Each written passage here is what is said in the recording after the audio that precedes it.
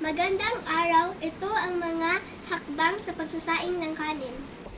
Una, magtakal ng bigas at ilagay sa malinis na kaldero.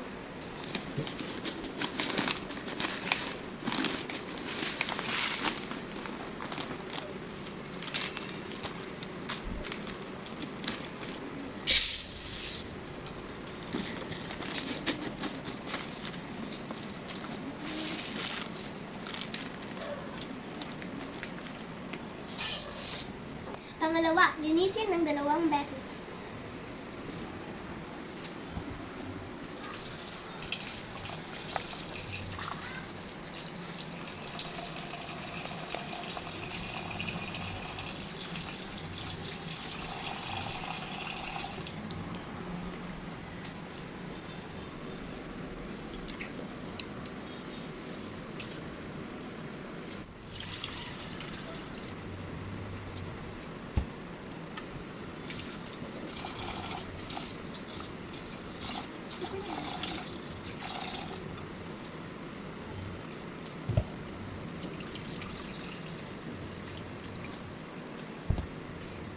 Tatlo, lagyan ng tubig na aayon sa sukat ng bigas.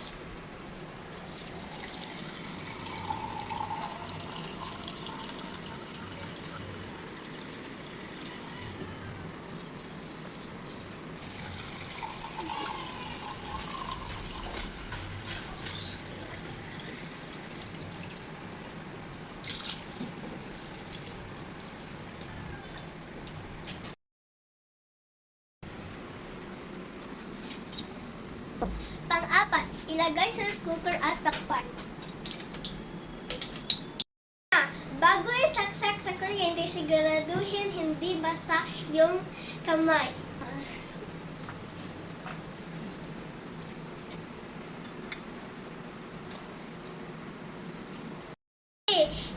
Pindutin ang rice cooker at hintayin maluto.